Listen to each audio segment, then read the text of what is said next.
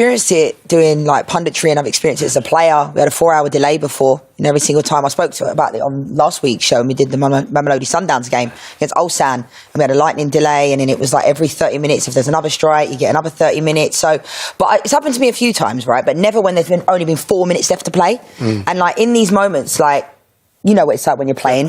The adrenaline's there. You eat certain foods. I said it before, like, you're ready to play and the adrenaline's still there. Like, some players go in the dressing room. You don't know what to do with yourself. You know, we spoke on it about last week with Christian about the superstitions of Italians, you know, of how superstitious people can be. Psychologically, it's quite difficult. How difficult for the players in this situation? Again, we talk about the conditions, and all the players have spoken about how tough the conditions are anyway. But to stop and then be told you're going to come back on and play again in about 30, 40 minutes. How difficult for the players? Surely, it's only 4 minutes left. We could have just finished it. The 4 or 5 minutes is taken to evacuate everybody. The game would have been ended. So for me, I don't understand. But yeah, I mean, listen, for the players, it's tough. You know, we talk about the weather, how hot it is. Players getting to deal with that. And now we're talking about, players coming off because of the rain or the lightning or whatever it is. So for me, it's tough. I don't know what they're going to do right now. I've never experienced it. So I don't know what the players are going to be feeling right now or what they're going to be doing in the dressing room. Yeah. Are they going to go on their phone, checking Instagram and trying to do all that? It's funny because I've never experienced it, so I don't know. Some players will go on like a bike and stuff as well. Like they have exercise bikes in the changing room. Like I know a lot of people are just eating like sweets. Do you know what I mean? Bananas, like trying to just keep their energy up. Yeah. On the flip side though, for Bruno Lage, I mean, you've got 4 minutes to try and conjure up a miracle. Would he not want this? Would he not want to get his players in the dressing room and say, oh, look, we've got 4 minutes plus a bit of injury time. Here's what we can do. It's not like basketball where, you have like the last seconds where you have to like conjure up some, you know what I mean? Some plan, right? Some plan, no. But no, listen, it's 4 minutes left. I think obviously both managers are going to go into the dressing room trying to, figure out a way. For us, obviously for Chelsea, how do we see out this game? How do we make sure we don't concede? I think that's going to be the message from Maresca. Yeah, okay, let's show you the goal, the only goal in the game so far. It's captain Reece James. And look, we were waxing lyrical about the goalkeeper for Benfica, and you never want to be beaten at the front post if you're a goalkeeper, do you? Yeah, I think this is a mistake that Tribune wouldn't want to see again, obviously. Got caught, near post, your near post. But brilliant free kick from Reece James, the captain. Listen, I've talked about Reece James. If he's fit for us, I think we play much better. Chelsea Football Club will play much better when he's fit. He's the captain, and there he's just shown it by him leading by example. And what a brilliant free kick that is. Also, though, can I just say the wall wasn't lined up properly, and that's fundamental basics. Like I didn't like being in a wall when I was playing at all. I don't think anybody does. But the wall's not lined up properly. It's a fantastic free kick from Reece James, and fair play to him. He's a fantastic player. But yeah, I think the keeper's got to be doing. We were talking about, do you still want him at Chelsea? let's see it again. You mentioned the wall there, and you're right, there is no wall. There's only a couple of... Yeah. You know what? Honestly, there's a wall there. I understand what you're saying, Liam, but there is a wall. I think it's just the brilliance of Reece James, the way he took the free kick. No, I think... But I just think the keeper was way too out of his position, near post. You can see he's way off his near post. There, you can see it. He was nowhere near. Just before he can come back, it was too late. I think also you could potentially put a third player in the wall. I know it's out wide, but when you've got someone that's got an unbelievable delivery like Reece James, you can see the ball's gone. The ball's not even in the right position. What I mean by that is if they go over to the left a little bit more, then therefore the ball to getting up and over the wall in that situation difficult. But yeah, I mean, it's a great free kick from Reece James. I like him, but I'd still think the keeper has to do better and the wall needs to be better. He's been fantastic when fit, isn't he, Reece James? I mean, arguably the best right back in the country when fit. We just haven't seen enough of it in the last 3 years, have we? No, I think definitely you're right. I think for me, him and Trent and Alexander-Arnold, for me, I think they're the best right backs. Obviously Trent has moved to Real Madrid now, but in the Premier League, they're both very, very fantastic with the ball going forward. And Reece James, one thing about it, he can defend really, really well. It's just keeping him fit, you know what I mean? But I'm happy to see him. This is the longest he's been fit, isn't it? We were talking about it the other day.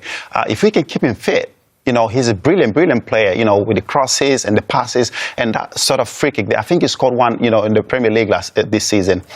Just brilliance from him. It's a big statement as well, him making him the captain. For a player that's injured quite a lot, and no player wants to be injured, but for him to be captain, I know Enzo becomes the captain when he's not playing, but that's a big statement, and he doesn't seem the most vocal. You were saying to me that he's become a little bit more vocal, he's growing into the leadership role. Yeah, we spoke about the Cole Palmer experiment on the wide. He's switched wide left, he's gone wide right. It's not worked, has it? No doubting Cole Palmer's a top player, one of the best players in the Premier League, no doubt. But I think he looks frustrated. You know, at times He when does, he's yeah. getting the ball, you know, we've all done it. I mean, I used to do it as a player where you kind of throw your head in the air, you know, and you're kind of wailing your arms. I get that because he's frustrated. But when he has had the ball, I think there was a couple of times where he shot when he should have crossed, and he's like crossed when he should have shot. And he's almost getting caught in two minds. And I've been there myself. Like, when you're trying too hard in that attacking role, you end up snatching at the ball, end up rolling. Do you know what I mean? It's almost like he's trying. He's shooting, wasn't he? Yeah, shooting. Positions Yeah. I can understand the frustration for me. I think obviously the ball from Liam Delap before in the first half should have squared it a bit earlier for him. He was frustrated with that, and then when he got the ball, he was like, you know what, I'm going to do it myself. We talked about him not being so far. We haven't seen him in this tournament, the real Cole Palmer, and I think today he's probably trying a bit too hard to show himself, probably get an assist or a goal. But I just hope he continues to play the way he's playing, because yes, he's had a couple of chances, but if he keeps doing the right things, I think it will just come naturally instead of just forcing it a bit too much. It'll be interesting to see what Enzo does. Now, obviously, Caicedo suspended for the quarterfinals if they get there. Obviously, we still have 4 minutes to play. But it'll be interesting to see, right? Now Caicedo suspended. You wonder now, will Cole Palmer go into that 10 with Lavia and Enzo maybe they'd sit in? Yeah, I mean, there seems a real reluctancy for Enzo Maresca to do that. And I was saying before to you guys, like, Cole Palmer and Enzo Maresca should be having those types of conversations. I'm not saying Cole Palmer should pick the team and he says, I want to play here. But clearly it's pretty obvious that he's best in the 10. And I think we spoke about, like, Caicedo and Lavia. They don't need two of them in there. Against Benfica, you know, they're not playing against PSG. Yeah. They're not playing against Man City. And they become redundant in that position. You know, you don't need 2 6s or 2 8s in that position. Right, Benfica haven't had many chances, but they had one. Should we have a look at it? Let's have a look at that Benfica chance. I mean, they struggled. We kind of spoke about the percentage. Oh, brilliant run here. This is a fantastic Yeah, run. fantastic run. You don't run past Cucurella that much, but there, the defender there just went past Cucurella and crossed. He just went with his wrong foot. You know, he should have gone with his left foot. This is what you get, you get taught in the training. But he just decided to go with his right foot instead of going with his left foot. It doesn't matter even if it's your weaker foot.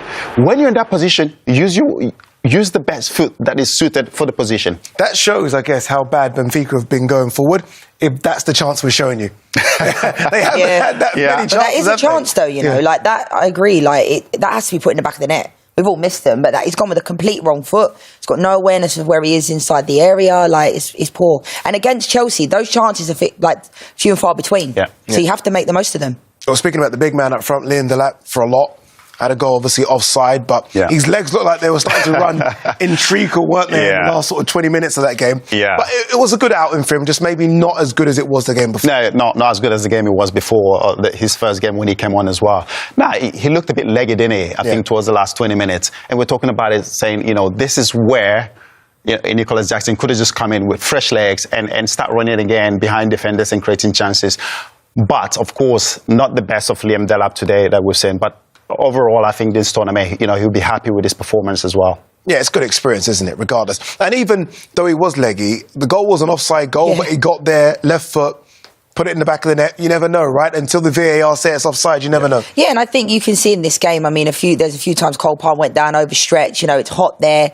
They need to hydrate, the humidity, and you can see it's kind of getting to them. And like Enzo had to go up as well because his legs were gone. And these things happen. But I think bright spark Liam Delap has been during this tournament, getting him minutes, getting him used to his teammates. I'm quite surprised that Medeweke's not come on in the game. Like, I'm quite surprised at that because I think like Gusto's come into the game. Medeweке would be my first sub off the bench, especially when you're trying to push on. Yeah, I just think manager didn't bring in Madueke. It's probably the defensive side of his game. He doesn't track back that much. And of course, now we're leading 1-0. The manager obviously want to show off the game, want to make sure that we can see this one off. And if you bring Madueke, you're not sure if he's going to track his man back. So I think the manager's just going for the safer opportunity here, bring in players that can probably defend a bit better than him. What have you both made of this Chelsea game? It's been a mixed bag so far this tournament. LAFC, good second half.